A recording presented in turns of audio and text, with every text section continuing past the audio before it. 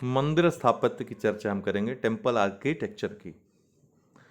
इसके अंतर्गत हम मंदिर में जितनी भी शैलियां हैं मंदिर निर्माण की, देखिए मंदिरों का जो निर्माण है ना, वो मौर्य काल तक उनका अस्तित्व नहीं विद्यमान था। मौर्य काल के बाद मंदिरों का स्ट्रक्चर वहाँ से शुरुआत होती है और गुप्त काल में वास्तविक रूप से मंदिरों का निर्माण प्रारंभ होता है। सपाट छतों वाले, अभी क्या है आपको मंदिर के ऊपर जो संरचना दिखाई पड़ती है पिरामिडीय, उस तरह का न हो करके मंदिर के जो छत थे वो सपाट होते थे। ठीक है। धीरे धीरे फिर गुप्त काल में ही मंदिरों का आगे का जो विकास क्रम है वो शुरू होता है और नागर शैली की शुरुआत यहाँ से मानी जाती, नागर शैली का प्रारंभ होता है। उत्तर भारत की जो मंदिर निर्माण शैली है उसको नागर शैली कहते हैं, दक्षिण भारत की जो निर्माण शैली है उसको द्रविड़ शैली कहते हैं। और दोनों का जो मिश्रित रूप है, नागर शैली और द्रविड़ का, एक और शैली विकसित होती है विशेष तरह की, बेसर शैली उसको बोलते हैं। कर्नाटक महाराष्ट्र में बहुत सारे मंदिर बेसर शैली में बने हुए हैं। तो मंदिर स्थापत्य में मुख्यतः इन तीनों के विकास क्रम का स्थानीय जो विशेषताएं रही हैं, ठीक है, जैसे कि आपका नागर शैली हुआ, उड़ीसा में कुछ अलग डिफरेंट वहाँ पर विशेषताएं मिलती हैं, जो सामान्य विशेषताएं हैं उनसे थोड़ी सी अलग। इसी तरीके से आप गुजरात में चले जाओ, राजस्थान में चले जाओ तो अलग अलग, मध्य प्रदेश चले जाओ तो थोड़ी अलग अलग संरचनाएं, कुछ और विशेषताएं मिलती हैं। बाकी जो आपका द्रविड़ शैली है उसका विकास क्रम विभिन्न कालों में हुआ। ठीक है। उसका कालक्रम में क्या क्या विशेषताएं रहीं, क्या बदली, चरम अवस्था क्या थी, ये देखना है। और फिर बेसर शैली, उसमें विभिन्न मंदिरों की विशेषताएं हमको देखनी है। तो आइए शुरू करते हैं मंदिर स्थापत्य, टेम्पल आर्किटेक्चर। मंदिरों को दोस्तों आस्था और कलाओं का संगम कहा जाता है। मंदिर क्या है? आस्था और कलाओं का संगम। कलाएं मतलब वास्तुकला, मूर्तिकला, चित्रकला, नृत्य, संगीत, ये सब मंदिरों के अंतर्गत आपको मिल जाते हैं। मंदिर में आप जाएंगे वहां पर चित्रकला है आपको दीवालों पर मिल जाएगी। मंदिर में जाएंगे तो मूर्ति भगवान ईश्वर की मिल जाएगी, अर्थात मूर्तिकला वहां हो गई। वास्तुकला जो मंदिर है वो एक वास्तुकला का स्वरूप है, आर्किटेक्चर है। ठीक। इसी तरह से नृत्य मतलब जो चित्र हैं वो नृत्य, और संगीत कला, क्योंकि वहाँ पर भजन आदि होते हैं, डांस आदि होते हैं, तो सभी सम्मिलित रूप जो है मंदिर में, देवालय में, मंदिर मतलब देव का रहने का स्थान। अगर इसके दार्शनिक पक्ष में जाएं तो देवलोक का धरातल पर प्रकटीकरण होता है मंदिर। आप जाओ तो कभी वैकुंठ लोक के आपके दर्शन हो जाएंगे, कभी शिवलोक के दर्शन हो जाएंगे। तो जैसी कल्पना की गई है हमारे पुराणों में, हमारे ग्रंथों में, देवलोकों की विभिन्न, जैसे स्वर्ग लोक हो गया, नरक लोक हो गया, ठीक, आपका पाताल लोक हो गया, वैकुंठ लोक हो गया, कैलाश धाम हो गया, और आपका कैलाश लोक हो गया, ब्रह्मलोक हो गया, इन सब का सूक्ष्म रूप मंदिरों में प्रस्तुत किया जाता है। ऐसा माना जाता है कि ईश्वर ऐसे ही दिखाई पड़ते हैं। ठीक, ईश्वर का यही स्वरूप है। ये मानव और ईश्वर को जोड़ने का, उनका संप्रेषण करने का भी एक माध्यम होते हैं। मनुष्य इसको पवित्र स्थल के रूप में मान करके यहाँ पर आकर के अपनी बात को भगवान के सामने रखता है। उसकी आस्था होती है कि हमारी बात भगवान सुन रहे हैं, और अन्य स्थानों की अपेक्षा मंदिरों में ये बात सुनाने में ज़्यादा वो भगवान के पास पहुँचे, क्योंकि मंदिर पवित्र स्थल होते हैं। तो ये मंदिरों के निर्माण के पीछे ये पवित्र धारणा थी। ठीक है। तो जिस प्रकार मनुष्य जो है, मनुष्य का जो शरीर है सिर से पांव तक बसा है, सबकी विभिन्न विभिन्न संरचनाएं हैं, हाथ की, पैर की, अन्य अंगों की, उसी प्रकार मंदिर भी भगवान के स्वरूप के रूप में, भगवान के स्वरूप का ही, ईश्वर के स्वरूप का, ईश्वर के सृष्टि का एक प्रकटीकरण है। ये भी एक दर्शन है मंदिर निर्माण के पीछे।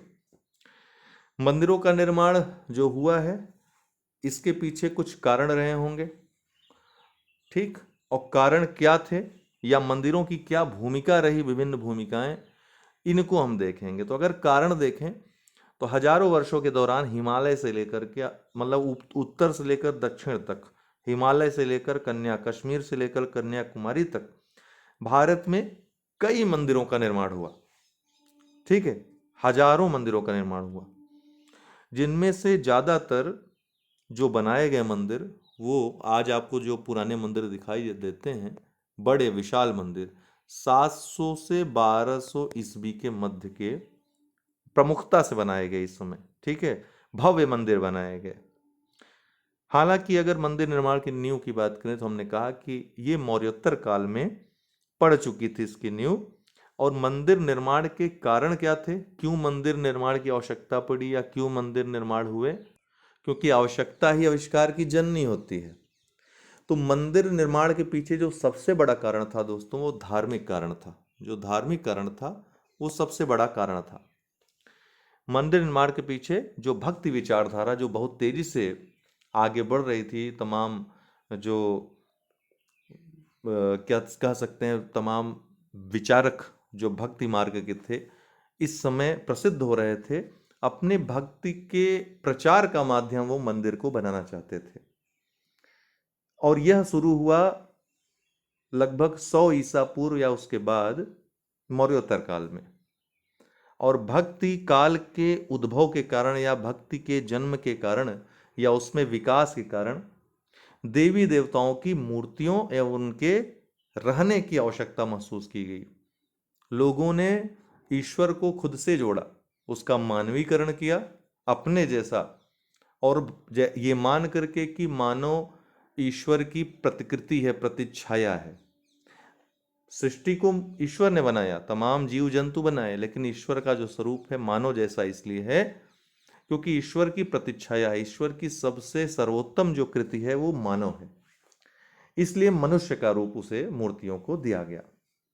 और उनके आश्रय की आवश्यकता जब महसूस की गई कि अब जब भगवान मनुष्य के रूप में हैं तो इनको मनुष्य की तरह रहना है, खाना है, सारी व्यवस्था इनके लिए करनी है, कपड़े लत्ते सबकी, तो वो किया गया। तो इस तरीके से मंदिर निर्माण को बल मिला। व्यक्ति इतना प्रेम, इतना जो भाव थे ऐसे बाहर आए कि ईश्वर को कहीं धूप न लग जाए, कहीं छाया न लग जाए, कहीं ईश्वर को ठंडी न लग जाए, गर्मी। तो इस तरह से व्यवस्था की गई जैसे अपने लिए व्यक्ति व्यवस्था करता है। और चूंकि मंदिर या सार्वजनिक स्थल होते थे तो लोगों से इसमें योगदान भी लिया जाता था। तो मंदिरों के निर्माण के पीछे पुण्य कर्म की भावना का भी योगदान था कि मंदिर रहेंगे तो यहाँ पर जो ऐसे लोग हैं जो दीन दुखी हैं वो मंदिर में आकर के कम से कम भोजन आदि प्राप्त कर लेंगे, उनको छाया मिल जाएगी रहने के लिए। ऋषि मुनि जो घूमते घुमंतु प्रकृति के होते हैं, जो एक जगह नहीं टिकते, उनके लिए यहाँ पर ठहरने का स्थान मिल जाएगा। ठीक, उनको खुली जंगल में नहीं सोना पड़ेगा जहाँ जीव जंतुओं का खतरा होता है। पुराणों में अगर हम बात करें तो मंदिर निर्माण को पुण्य कर्म घोषित किया गया, तो इसमें एक शास्त्रीय आधार भी मिल गया। मंदिर निर्माण को पुण्य कार्य समझा जाने लगा। तो राजा महाराजा या फिर जो धनाढ्य होते थे, व्यापारी, उनको प्रेरणा मिली धार्मिक कार्य के लिए, पुण्य कमाने के लिए मंदिर निर्माण की, जो आज भी जारी है। राजनीतिक कारण की बात करें इसके पीछे राजनीतिक कारण भी रहे। मंदिर निर्माण के पीछे राजनीतिक कारणों की भी हालांकि बहुत महत्वपूर्ण भूमिका रही। जैसे आप पूर्व मध्यकाल में देखें, मध्यकाल के पहले तो बहुत सारे वंश हुए, जैसे चौहान वंश, चंदेल वंश, प्रतिहार, गढ़वाल, इनका जन्म होता है, ये आते हैं। और इनमें से ज्यादातर ने नई सत्ता स्थापित की थी अपनी, और अपनी सत्ता को ईश्वर से, धर्म से जोड़ने के लिए, जनता का ज्यादा ज्यादा समर्थन हासिल करने के लिए और राजनीतिक वैभव अपना दिखाने के लिए, प्रसिद्धि अर्जित करने आदि के उद्देश्य से, और पुण्य कमाने के, इसमें धार्मिक कारण भी थे। राजनीतिक और धार्मिक ऐसा नहीं, सब अलग अलग कारण थे, एक दूसरे से जुड़े हुए थे। तो इन उद्देश्यों से सैकड़ों की संख्या में भव्य और विशाल मंदिरों का निर्माण कराया गया और पुण्य कार्य किए गए, धार्मिक कार्य किए गए, जैसे कपड़े लत्ते बंटवाना, कंबल बंटवाना, ठीक, भोजन आदि की व्यवस्था करना, ये किए गए। तो ये राजनीतिक कारण थे। सामाजिक कारण क्या था इसके पीछे? सामाजिक कारण, मंदिरों के कारण समाज में ब्राह्मण, पुजारी, जो वर्ग थे, इनकी सेवा, जो गरीब वर्ग थे, जो भूखे थे, उनकी सेवा, ये सब सामाजिक कारण थे, है ना। इसी तरह आर्थिक कारण देखिए, सामंत जो थे मध्यकाल के पहले, पूर्व मध्यकाल में बड़ी मात्रा में सामंतों को भूमि दिया गया था, दान दिया गया था, उसमें दान कार्य बहुत हुए थे। जिनको दान मिला था वे निश्चित रूप से जमींदार उस समय के सामंत कहलाए। ये सामंत क्या थे, बहुत विलासी हुआ करते थे, विलासी जीवन जीते थे और बड़ी बड़ी संरचनाओं के निर्माण में बहुत यकीन रखते थे। उनको लगता था कि जितना भव्य हमारा, जैसे आज है ना कि जितनी महंगी गाड़ी खरीदेंगे उतना ही नाम होगा, उसी तरीके से उस समय था, जितना बड़ा मकान, जितना बड़ा भव्य निर्माण करवाएंगे उतना ही उनका नाम होगा। इसलिए उन्होंने मंदिरों के निर्माण में, चूंकि मंदिरों के निर्माण से क्या था, उनकी ख्याति दूर दूर तक फैलती, और ख्याति से उस समय उनको भी हो सकता है आगे जा करके राजा या कोई उच्च पद प्राप्त करने का अवसर मिलता। जन समर्थन है तो सब कुछ। अतः उन्होंने मंदिरों के निर्माण में विशेष रुचि दिखाई, और तकनीकी कारण भी थे इसके पीछे। जैसे मौर्य काल से अगर देखें तो पत्थरों को काटने और तराशने की तकनीकी का काफी विकास हो चुका था। आपने देखा किस तरीके से स्तंभ निर्माण किए गए, किस तरीके से उस समय स्तूपों का निर्माण हुआ। तो तक्षण कला के में काफी पारंगत हो चुके थे। जो इंजीनियरिंग थी, एकाश्म पत्थर से जो स्तंभ बनाए गए, अद्भुत थी।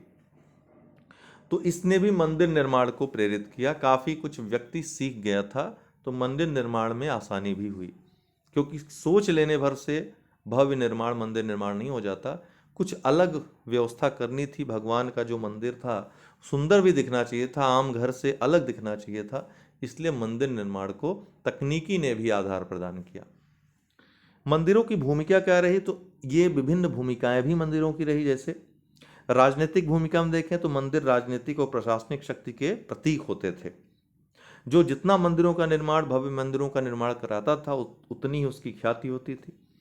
ठीक उतनी ही उसकी ख्याति होती थी। इसके अलावा मंदिरों को विभिन्न प्रकार के अधिकार भी दिए जाते थे, राजनीतिक अधिकार दिए जाते थे। जैसे भू राजस्व वसूली का भी अधिकार कई मंदिरों को उस समय दिया गया, विभिन्न कालों में दिया गया, गुप्त काल में दिया गया।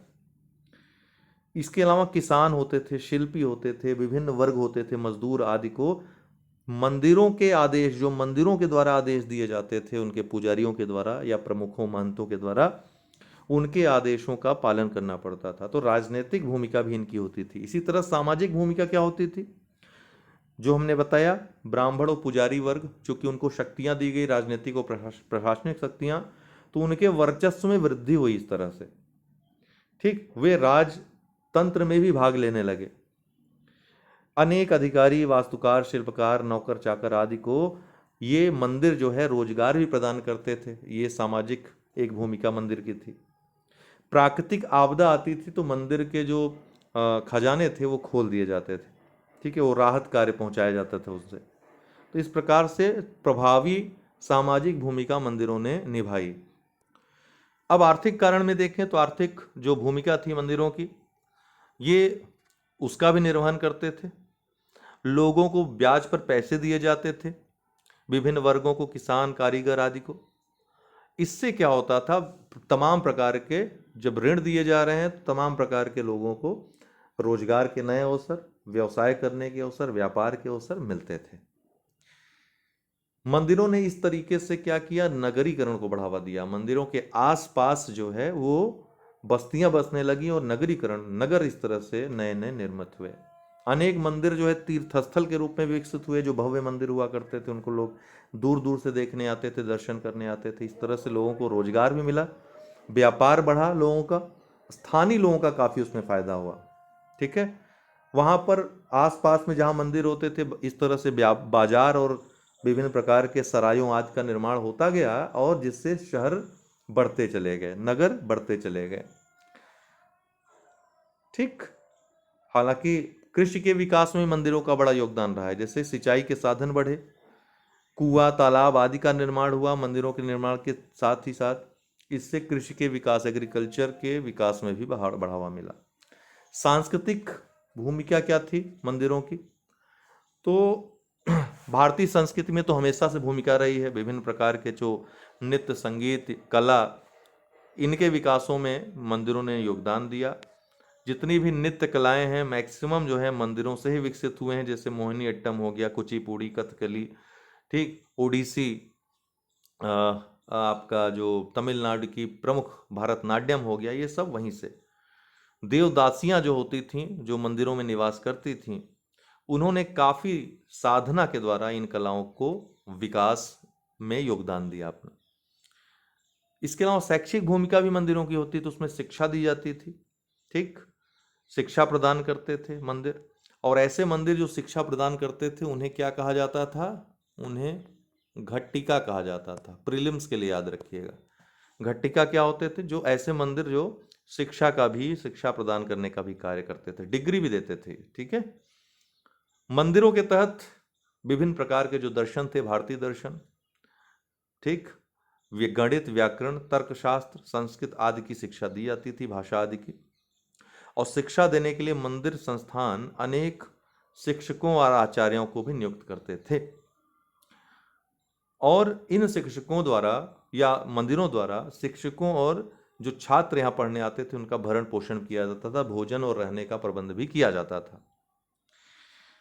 हालांकि मंदिरों के तहत जो शिक्षा दी जाती थी उसकी कुछ सीमाएं भी थीं, जैसे धार्मिक शिक्षाएं दी जाती थी, उसमें विभिन्न जातियों को, महिलाओं को तमाम तरह के प्रतिबंध भी थे, कई जगह नहीं भी थे, कई जगह थे। मंदिर संस्थान आरंभ में अगर देखा जाए, शिक्षा तो केवल ऊपर के 3 जो वर्ण थे उन्हीं को मिलती थी, शूद्रों को मंदिरों से दूर रखा जाता था, ठीक। हालांकि बाद में इसमें सुधार हुए, सुधारवादियों ने इसका विरोध किया, अंत में सुधार हुए। लेकिन शुरुआत में अगर देखें तो शिक्षा प्रणाली वो उच्च जातियों में सिमट कर रह गई थी, मंदिरों के तहत जो दी जाती थी। और इनका अध्ययन क्षेत्र भी सीमित था, जो हमने कहा कि हिंदू धर्म दर्शन की शिक्षा दी जाती थी। हालांकि तकनीकी और व्यावसायिक शिक्षा पर विशेष बल होता था, गणित, विज्ञान आदि की पढ़ाई होती थी यहाँ पे। फिर भी शिक्षा की सीमाएं जो थी हमने आपको बता दी। स्कूल कॉलेजों का चूंकि बहुत ज़्यादा अभाव था उस समय, इसलिए ऐसे समय जब स्कूल कॉलेज नहीं हुआ करते थे, मंदिर शिक्षा प्रदान करते थे, तो तत्कालीन परिस्थितियों में देखा जाए तो मंदिरों की शैक्षिक भूमिका को हम नकार नहीं सकते, उल्लेखनीय है। अगर हम मंदिरों की भूमिका की सीमाएं, इनकी अगर कमियां देखें मंदिरों की, तो उस समय यही कमी थी कि एक तो कमी हमने आपको ये बता दी शैक्षिक वाले में, दूसरी कि कई बार इनके द्वारा, मंदिरों के द्वारा कई कर वसूले जाते थे, और कई बार ऐसा भी होता था कि मंदिर जरूरत से ज़्यादा कर वसूलते थे, ठीक। और जो ये ऋण देते थे उनकी ब्याज दरें काफ़ी उच्च हुआ करती थी, उनकी ब्याज दरें, इस तरह से भेदभाव के साथ साथ शोषण को भी बढ़ावा मिलता था। कई बार कुछ पुजारियों द्वारा देवदासियों का शारीरिक और मानसिक शोषण भी किया गया, इसकी भी घटनाएं सामने आती हैं। तो मूल्यांकन करें पूरा, तो कुछ सीमाओं के बावजूद, चूंकि कोई व्यक्ति कैसा है व्यक्ति व्यक्ति पे निर्भर करता है। कोई मंदिर का पुजारी अगर भ्रष्ट है तो गलत काम तो करेगा ही करेगा, कोई अच्छा है, ईश्वर के वास्तव में अगर सानिध्य में है, भाव से पूजा कर रहा है, तो गलत नहीं करेगा।